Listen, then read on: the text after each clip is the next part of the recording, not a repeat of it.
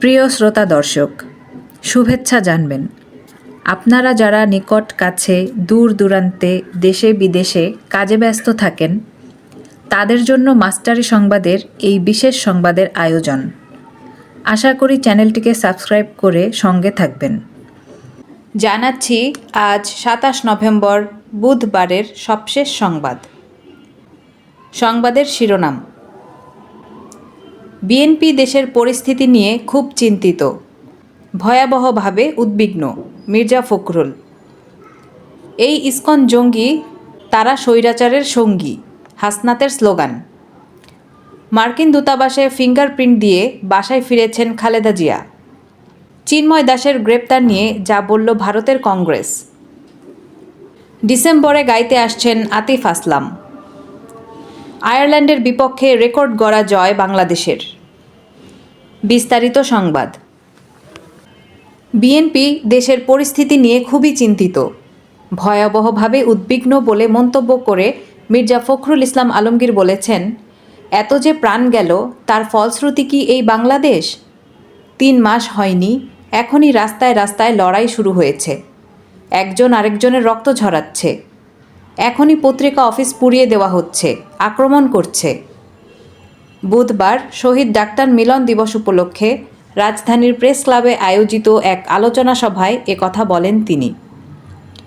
BNP মহাসচিব বলেন, আপনারা চিন্তা করতে পারেন ধর্মকে কেন্দ্র করে কী উন্মাদনা শুরু হয়েছে বাংলাদেশে?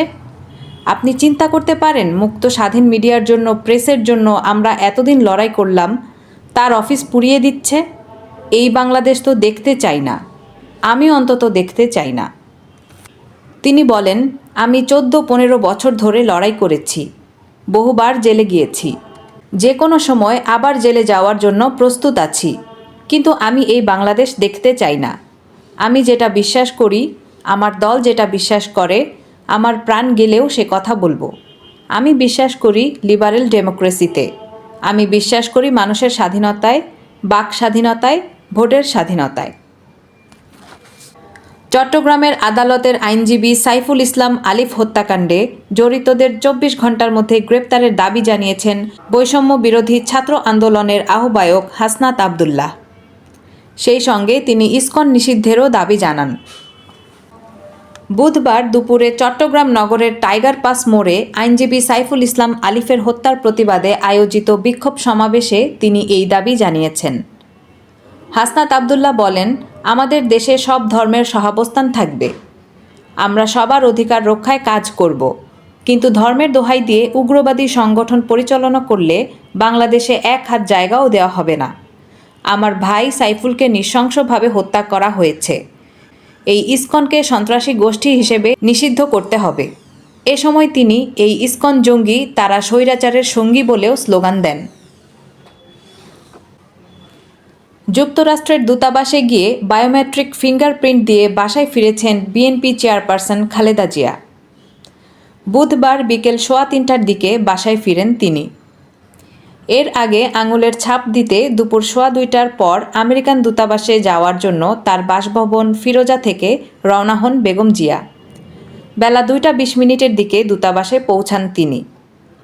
উল্লেখ্য, চিকিৎসকদের পরামর্শে সাবেক প্রধানমন্ত্রী ও বিএনপির চেয়ারপারসন অসুস্থ খালেদা জিয়াকে উন্নত চিকিৎসার জন্য বিদেশে নেওয়া হচ্ছে। এ সংক্রান্ত সব প্রস্তুতি প্রায় সম্পন্ন। এয়ার অ্যাম্বুলেন্সও ঠিক করা হয়েছে। সব কিছু ঠিক থাকলে আসছে ডিসেম্বরের শুরুতে যুক্তরাজ্যের উদ্দেশ্যে রওনা হবেন খালেদা জিয়া ও তার সফর সঙ্গীরা।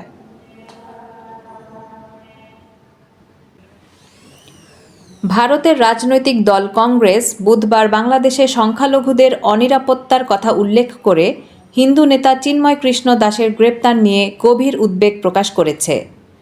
পিটিআইয়ের বরাত দিয়ে ডেকাল হেরাল্ড এক প্রতিবেদনে এ তথ্য জানিয়েছে। দলটির মিডিয়া ও প্রচার বিভাগের চেয়ারম্যান পবন খেরা এদিন এক বিবৃতিতে বলেছেন, ভারতীয় জাতীয় কংগ্রেস আশা করে ভারতের সরকার বাংলাদেশের সরকারের ওপর প্রয়োজনীয় পদক্ষেপ নেওয়ার জন্য চাপ সৃষ্টি করবে এবং দেশটির সংখ্যালঘুদের জীবন ও সম্পত্তির নিরাপত্তা নিশ্চিত করবে। তিনি আরও বলেন, বাংলাদেশে ধর্মীয় সংখ্যালঘুদের মুখোমুখি হওয়া নিরাপত্তাহীনতার পরিবেশ নিয়ে ভারতীয় জাতীয় কংগ্রেস গভীর উদ্বেগ প্রকাশ করছে। ইসকনের সন্ন্যাসীর গ্রেপ্তারি এর সর্বশেষ উদাহরণ। আবারও ঢাকায় কনসার্ট করবেন পাকিস্তানের জনপ্রিয় সঙ্গীতশিল্পী আতিফ আসলাম।